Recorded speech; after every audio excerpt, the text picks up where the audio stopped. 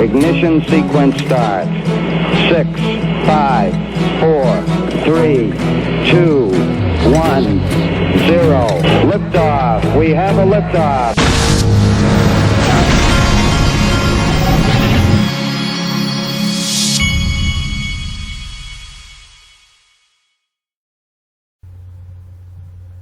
Hey everybody, this is the Digital Asset Investor. Before I get started, I need to let you know that we have had a request. John Kevin Moo has requested that he be granted the title of the official Kenyan correspondent to the Digital Asset Investor channel. And it just so happens that I had that spot open. So be it. John Kevin Moo, you are now the Kenyan correspondent to the Digital Asset Investor channel. It is done. All right. You people out there would be amazed at how many requests that I'm getting for official titles on the Digital Asset Investor channel, and I'm glad to do it because there are a lot of words in the English language, and we can move them around and mix them around and create all sorts of titles. That's just the power that I wield here. And this is all sarcasm, by the way. Okay. SPQR Media. Now, I have not covered these guys in a while, and it's really not right because it's SPQR Media. My understanding is it's a group of 2 or 3 or 4 guys, and they are researchers, and they do like deep dives into topics having to do with Ripple and XRP. So what they've done here is they've done a live stream, and here's the reason this interested me. And I'm not even finished watching it yet, but you got to go see it. So first, what I want you to do is I want you to go to at SPQR Media 1. Give them a follow on Twitter. The next thing I want you to do, XRP Boo Boo, her channel streamed this live, and so go give her a subscribe as well. Okay, and she's on YouTube, XRP Boo Boo. Give her a subscribe if you would. But what I wanted to say here, and this is a very interesting thing that they're covering here. I said a long time ago, you know, Vanguard at some point, Vanguard's considered one of the more conservative fund companies in finance. And at some point, I can't remember exactly who, but someone with Vanguard, I think it was their CEO, had said that you won't see them get into Bitcoin or whatever. At that time, I made the point that not just Vanguard, but everyone in traditional finance will be in digital assets before it's over. And I think that these guys are proving that to be true here. They're showing Vanguard, and if you look, let me go to this. If you look here, they're basically, and again, like I said, I haven't watched the whole thing yet, but I'm going to. They're showing Vanguard with connections to everything you're looking at here. So this should be a pretty fascinating dive. Okay, got this from Mr. B at XRP Mister. And I had not shown you guys this. Sign up for FedNow webinar for next week, ladies and gents. And he copied this to me. Remember, FedNow is this is what has come out of that faster payments task force that Ripple was involved in. And there are many of us that believe that Ripple and or XRP are somehow in the mix in this. But they're apparently doing a, let's see, it says learn more about FedNow service. Will support, join the September 9th webinar. So that is going to be on Monday. So on Monday, you'll be able to watch this webinar, but you got to go sign up for it. So that's good stuff. I'll try to watch that. You can probably, I would imagine that Alex Cobb is going to stream it on his YouTube channel. Okay, now, Mr. B also sent me this. Now let me tell you something, folks, and listen really closely here. Whatever you do today, if you go and watch anything that I've ever told you that you must go and watch to understand what is happening in this world and what is about to happen with digital assets, this is the one video I would tell you to go watch. It's called "The Developed World is on the Brink of Financial, Economic, Social, and Political Crisis." and it's by the channel Livewire Markets. This guy, let me see if they say what his title is. Donald Amstead from Aberdeen Standard Investments delivers a sobering assessment on the state of developed market economies. Now, from the beginning of this channel, I've made it a point to let you know that the whole theme of this channel has been that all of this has to do, digital assets, this all has to do with the state of the world economy. That is a piece of the puzzle that cannot be denied. This guy takes you all the way through it, and but there's one section, and it's at about, I want to say it's about the 9:10 mark is where it starts, and what he does is what he's talking about is how crazy the state of debt in the world is. And he tells you to go and look at the usdebtclock.org, which is what this is. And he tells you to focus on this. And he makes the point I've been making for a long time, which is that all of these unfunded liabilities, look at that, 125 trillion unfunded liabilities, money that the U.S. cannot pay. It's impossible. Nothing can be done. There's only two places. There's really only two places that this ends.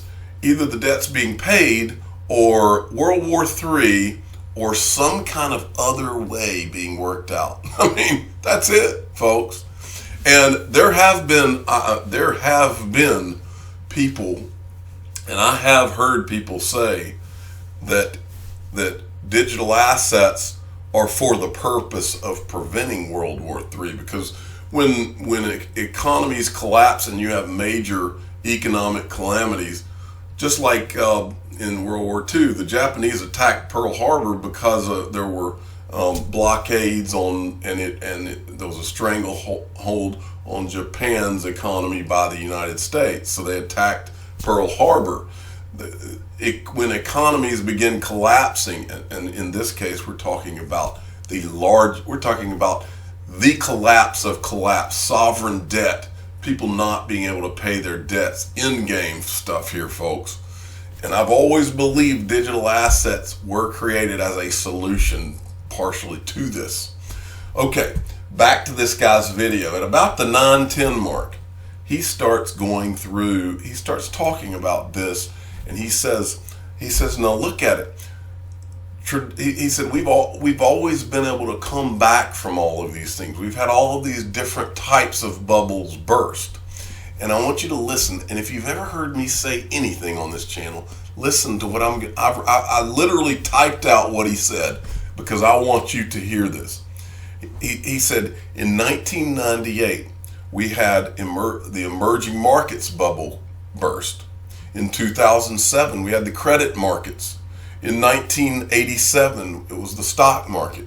In 2000, it was the tech bubble that burst. And then he says this, and listen very closely, folks. He said, what we've never had to cope with before is when there's a bubble in the risk-free asset class. In other words, traditionally, people have been able to count on bonds, treasury bonds, the bond market as an area to be risk-free. And what he's saying here is that what happens when that risk-free area collapses? What happens when people no longer trust the countries of the world and their ability to pay debts? And I'll read that one more time, what he said. What we've never had to cope with before is when there is a bubble in the risk-free asset class, that's being debt, sovereign debt. What happens when that goes pop? What's the new? This is him talking. What is the new risk-free? And let me say that again. He says, what happens when that goes pop? What's the new risk-free? And I'll finish his question for him. What's the new risk-free asset class? Well, what's the only new asset class since the creation of bonds in 1696 by the Bank of England that I've been talking about for the last year and a half? Well, If I was to answer his question, you know how I would answer it? I would say the new risk-free is digital assets that can't be printed into being worthless. Now, as we sit here right now, the traditional market people have spent the last 10 years telling you, digital assets, they're too risky. That's a scary market. Well, they've been able to say that while the market's immature and small because it's extremely volatile because of that. But what happens when money in large scale begins to flood into these digital assets and puts them at prices that can't be imagined? What happens then? At some point, they have so much money, so much liquidity in them that they're not so volatile and crazy anymore. But those of us that were there are all of a sudden in a place that we couldn't have imagined. This is what's coming, folks. And we're in the right place at the right time, probably in 2 or 3 lifetimes, like I've said before. From XRP James, at XRP James, he sent me this. This is a Twitter handle that I wasn't aware of that you should all go follow. At Crypto Ticker 247. It doesn't have a lot of followers yet, but what they do is they put current prices and changes in the last hour. So every hour you can see how things have changed. So I'm hoping Crypto Ticker, maybe they're going to get popular now because they're being persistent about doing this every hour. They deserve some followers. Michael at VAL5 links in a new blog post. The company says Binance will go live in the coming weeks. The exchange will have strict Know Your Customer KYC requirements for its users. And this is the article, and they basically say in here they're going to be open in a few weeks. So about the time Binance.com closes down, Binance.us will open up. Okay, so that's a good thing. NBK Crypto at NBKLYRAD sent me this. Now this, Neil Duncan just knocked one out of the park because Neil Duncan just created a new term that I'm going to help him to promote, because I believe he just coined a new term that is going to be very popular in the coming years, in the coming days, months, and years. He says, so MoneyGram announces it will be using XRP for its remittances on June 17th, and this happens to its stock over a couple of months. While the majority of stocks are struggling to keep their head above water, I wonder if any other companies want the XRP effect. Get in line. Remember when we used to have the Coinbase effect? You would get your digital asset would list on Coinbase and it would go crazy for a few days. Well, now we have the XRP effect, and that is when someone partners with Ripple or another company that plans to, quote, deploy XRP, when those are the plans, there's an XRP effect, and it causes that company, if it's a public company, causes their stock to go crazy. So we have just created, Neil Duncan has created the term XRP effect, and it will be in the title of this video. And then this is an older thing, but you got to go see it if you haven't seen it, from Peter Pumpkin Eater at Yes I'll Have Some. It's Ripple and XRP. This is Barry Silbert. Now this was posted to give proper credit, and it's credited at the end of the video. C3 Nick had posted this a long time ago. That's where I saw it. This is Barry Silbert discussing when they created the XRP Trust, I believe it's called. And he said the reason they did it is because they knew that it would be popular, for one thing, but he says that they don't see XRP as being a security, and for that reason that they created the product, and that's important. Barry Silvert's the most connected guy in the space. All right, Ripple Reds sent me this. At Blockchain79 sent me this. This is pretty wild. This was a tweet from this person, XRP_news. Whatever Ripple is doing to help grow the XRP ecosystem, it's clearly not working. Ripple, please stay as far away from XRP as possible. We don't want your help. We want an independent digital asset for the people. Who agrees? Well, apparently not many. because David Schwartz came in and slapped this poor guy down. I'm afraid we're going to massively disappoint you. This was my laugh out loud of the day, and I almost felt sorry for the guy. Okay, moving along. This is from XRP Bart. Sent me this. This is from BitTrue. Want to see where things are going, folks? Crypto-backed loans will be coming to BitTrue starting September 30th. What makes our loans different? Low interest rates, high LTV, varied collateral options. Hope you enjoyed Curious chat at this year's DLT Con. And this is crypto-backed loans. Now, let me make sure you understand. First, I'm not a BitTrue ambassador. And the other thing is I'm not endorsing this product. I'm just making you aware of where things are going in crypto. Okay, and I'm not saying anything bad about BitTrue. I use BitTrue, okay? I'm just telling you, I'm not like endorsing any particular thing. I'm just making you aware of what they're planning to do, because this is where everything's going. XRP Wizard at WizardXRP wanted to make me aware of something. We talked the other day about how the Ledger Nano S now supports the ERC20. Ethereum, it supports Ethereum in the live app or in the live software.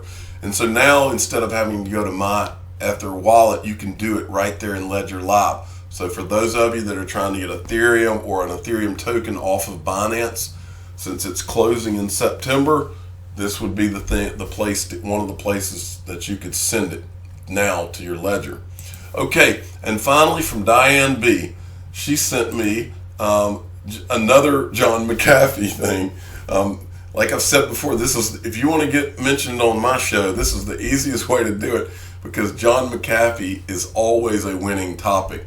John McAfee says, I am refused admittance to the Navajo Tribal Council.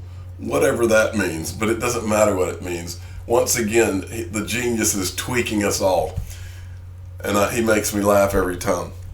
I'm the digital asset investor. I'm not an investment advisor. This is for entertainment purposes only. Please subscribe and hit the like button and tell your friends and family that John McAfee makes me laugh every time. Thank you for listening.